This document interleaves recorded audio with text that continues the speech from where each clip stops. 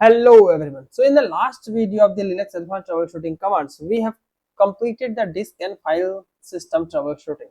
Now we are going to use network troubleshooting. We have seen few of the commands in the basic Linux troubleshooting commands, but now in advanced troubleshooting commands, we are going to see more commands as well. Okay, without delay, let's begin.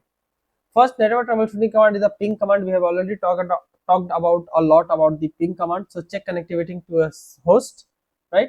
And we have also discussed about the traceroute command in our previous video. So if you go and check the video, I'll tell you which one you can check. So here in the networking session, which would be the lecture 4 or 5, here we have discussed a lot about the ping command and the traceroute command, right? Though we are not going to discuss the same thing again and again, you can check that video. But yeah, I'll just give you what is the output look like. So ping command, and then you have to provide the IP address or the your server name. So I provided google.com, so they are going to provide such information. If they are providing you such information, that means your connectivity is making successful transaction from your local system to the server. Okay, and similarly you have the another command, traceroute command, which is providing more detail about the routers as well. They are providing the routers IP addresses as well, so that if any of the router got filled, you are easily pick it out which router having some issue. So these commands we have already discussed a lot. Now next command is netstat command. Now it is deprecated and we are going to use ss command. So display network connection, routing table and port uses. So we will type netstat, hit enter. So they are going to provide, okay, TCP, this is a receiver, sender, local address, foreign address, what is the state they have, they both are in the listening state, right? So if you wanted to display the network connections, routing tables and the port uses, you can use netstat command, right? And rather than netstat, you can also use the ss command. So they are going to provide a lot of information. Here you can see net id, what is the state, it is the established state or it should be some listening state, unconnection, right? Receiver queue, sender queue, local address, what is the port number, these are done. Okay, peer address and port number. So there is a lot of information. This ss command will help you out. And if you type suppose clear the screen, ss dash ta, sorry, ss dash ta. So they are going to provide all those TCP connection which are on the listening state, right? So you can type ss dash la. So they are also going to provide you some connection which are in the listening state. So ss is a very powerful command. You must see the manual page of it. So another utility to investigate the sockets. ss is used to dump packet statistics. It allows showing information similar to the netstat that we have talked about. It can display more TCP and state information than other tools. So ss is a very widely used command, and I request everyone, please implement it, try to understand, try to get more and more information from the ss command. Okay, next, ss command and netstat command both we have already done. There is a very important command that is we call tcpdump. It captures and analyzes the network packages. Analyzer is the different thing, it is just capture the network information.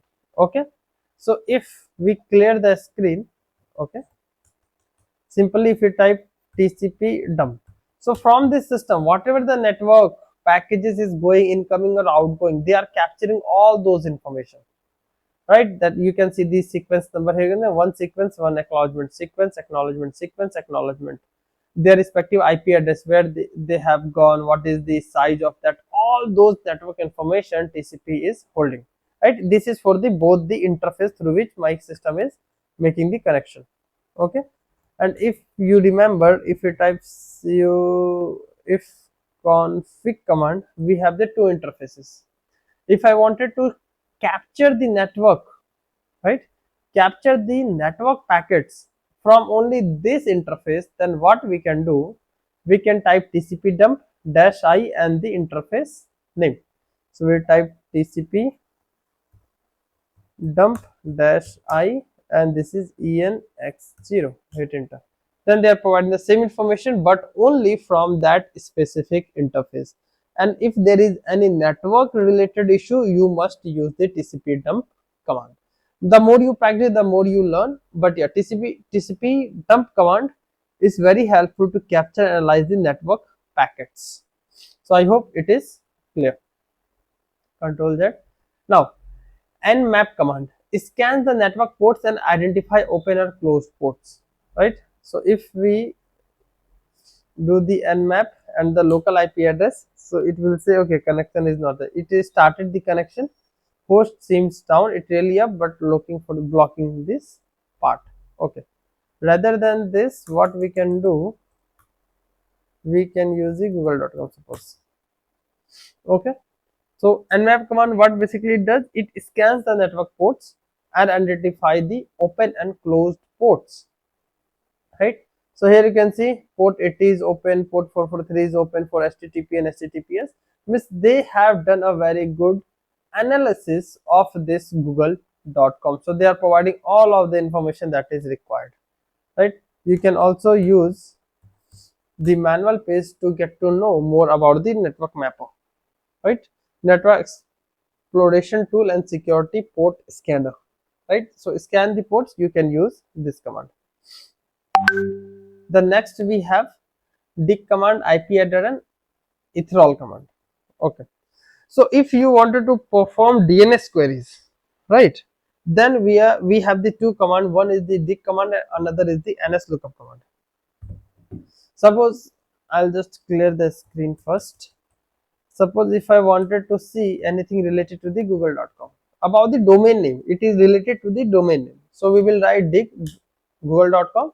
So here you can see google.com answer sections. Okay, here is the ip address, port 53, your system is connection making connection with the server. It is a udp server, when it was established, message size 135. All those information they are going to provide with the dict command. And there is the advanced version of dict command that we call ns lookup command.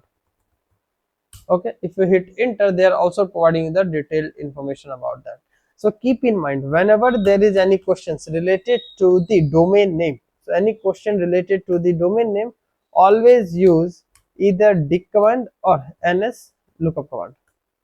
Okay, so and you can also check the manual page of it, and it is providing you the more information about the, here you can see the descriptions and everything.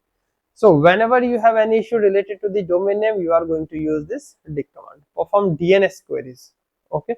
IP header, already we have seen, display the IP information network interfaces.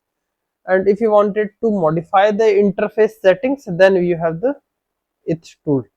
Then you can type eth tool, enx0, hit enter, link detected, yes. So setting for the this and link has been detected.